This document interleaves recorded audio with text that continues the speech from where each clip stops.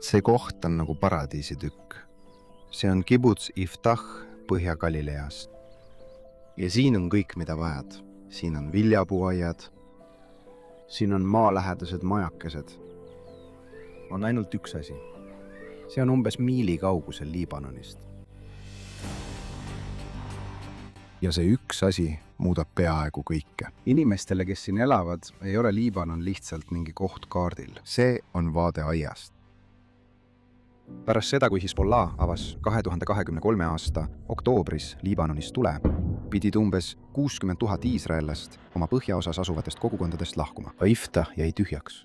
Kodud jäeti maha, viljapuuaiad põlesid. Ja see, mis oli olnud lihtsalt maastik, muutus rindeks. Me peame need uuesti istutama, sest sõja ajal oli viljapuuaedades tulekahju. Kas tuli jõudis kibutsini? Peaaegu. Ma ütlen, et see oli sõda sõjas, sest see juhtus laupäeval. Ja tuli jõudis just kibutsi aiaga piirini ning oli majadele väga lähedal. Ja palju vabatahtlikke kibutsis tulid lihtsalt ilma varustuseta, lihtsalt tulid ja võitlesid tulega. Kõik toimus siin. Majad jäid alles, osa maast mitte. Aga võib-olla huvitavam küsimus tuli hiljem. Kui inimesed lõpuks said evakuatsiooni selja taha jätta, kas nad tegelikult tulevad tagasi? Ma arvasin, et tagasitulek peaks olema kuulda Liibanonis. See oligi minu koju naasmise eesmärk. Päeval, mil me koju tagasi tulime, korraldasime kõik autod, kõik kibutsi inimesed, kõik pered sõitsid oma autodega ja me olime elevil. Ma loodan, et nad kuulsid meid. Peensi polnud. Anatile polnud koju naasmine lihtsalt evakuatsiooni lõpp. See oli avaldus. Ma arvan, et see on meie võit. Ma tundsin, et me põgeneme. Me oleme põgenikud oma kodust, oma riigis. Nii et ma arvasin, et me peaksime kuulutama, et me tuleme tagasi. Tagasi tulemine on üks asi. Siia kolida otsustamine pärast kõike, mis juhtunud on hoopis teine asi. Ometi just see hakkas juhtuma. Anat ütleb, et umbes 10 perekonda otsustas mitte tagasi tulla. Nende kodud ei jäänud tühjaks. Ja nüüd oodatakse uude ehitatavasse naabruskonda veel 22 perekonda.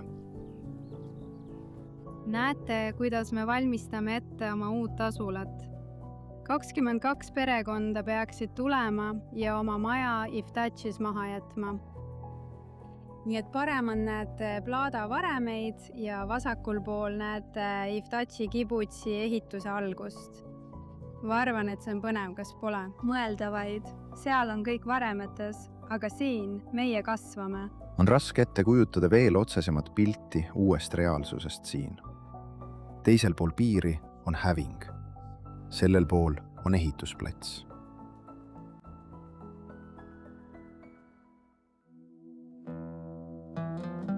Liino ja Shlomi ei kasvanud siin ülesse. Nad veetsid aastaid, otsides oma lastele sellist vaikset maaelu. Siis leidsid nad selle maja 2023. aasta augustis. 2 kuud enne 7. oktoobrit. See oli augustis 2023. 2 kuud enne 7. oktoobrit. Me jõudsime siia ja tundsime, nagu oleksime lotovõidu saanud, nagu oleksime paradiisis.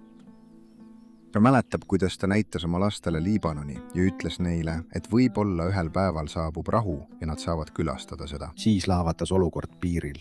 Tema abikaasa kutsuti reservteenistusse. Linoi lahkus koos lastega ja paradiis kestis umbes 2 kuud.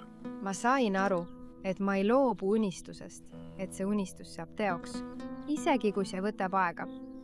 Aga ma läksin koos kibutsi ja kogukonnaga. Ja siin muutub Iftahi lugu veidi vastupidiseks ootustele. Sõda ei veennud kõiki, et siin elamine on võimatu. Mõne jaoks näib see olevat mõjunud peaaegu vastupidi.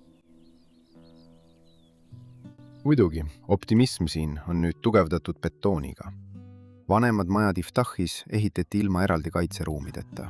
Valitsuse põhjakaitseprogrammi raames kogu kogukonna kodudele lisatakse nüüd tugevdatud ruume. Iga kord, kui meil oli häire, pidid inimesed minema naabruskonna varjendisse, mis on väga raske. sest aeg, mis meil siin on, alates häirehetkest kuni raketi kukkumiseni, on umbes, varem polnudki aega, aga nüüd on see umbes 10 sekundit, 15 sekundit. Nii et suur projekt, mida valitsus rahastab, on lisada igale majale kaitseruum ja siin on käimas väga suur projekt kogu põhjaosas. Kogu piirkonnas turvatubade rajamine. See on osa põhjakaitseprogrammist. Ja just neil päevil alustasime turvatoa varustamist, see on lihtne. Ja siis tuleb võib-olla kõige kummalisem osa. Elu näib normaalne. Väga normaalne. Lapsed jooksevad ringi, bassein on avatud, aedu tuleb kasta. Piir ei ole liikunud, geograafia ei ole muutunud. Mis on muutunud, on rutiini definitsioon. Nüüd on need lihtsalt lapsed teevad, mida tahavad. Me ei räägi sõjast. See ei ole osa meie elust. See on Anat ema. Anat naine, kes vastutab tsiviilturvalisuse eest, on veidi teistsuguse tööülesandega. Kui meil on sõda, siis on see tegelikult väga lihtne. Sul on oma töö, sul on oma ülesanne, sa tead, mida teha, sa oled sõjas, sa pead tegutsema, aga kui me oleme tavaolukorras nii rahulikus kohas, siis on raske mõelda, et okei, nüüd pean ma kindlustama, et me oleksime valmis. Ja see ongi minu suur ülesanne tavaolukorras, veenduda, et me oleksime valmis järgmiseks kriisiks, järgmiseks sõjaks, järgmiseks sõjaks.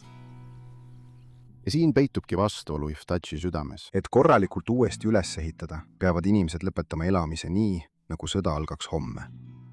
Kui teed järgmisest üle elada, ei tohi nad unustada, et see võib juhtuda. See muutus mõneks ajaks. See muutus 9 aastaks, 8 aastaks, kes suudab, kes saab lubada, kui mitmeks aastaks tegelikkus on muutunud. Anna mulle lubadus. Mis? Ma ei kuulnud ühtegi. Mida nad saavad teha, on anda lubadusi iseendale. Linoi on andnud oma lubaduse. Ei. Ma ei lahku enam oma kodust. Ma ütlesin endale, et ma ei lahku. See on lubadus iseendale.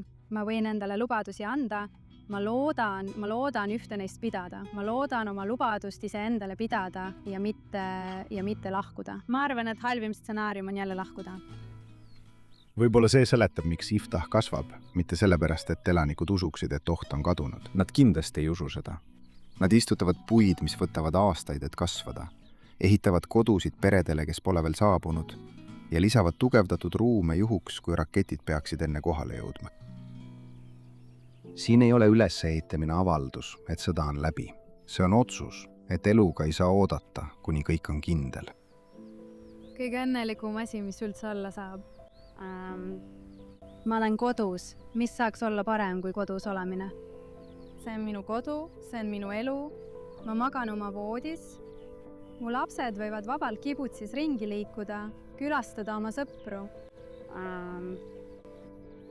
Lihtsalt elan oma elu nagu kõik teisedki. Nagu kõik teisedki.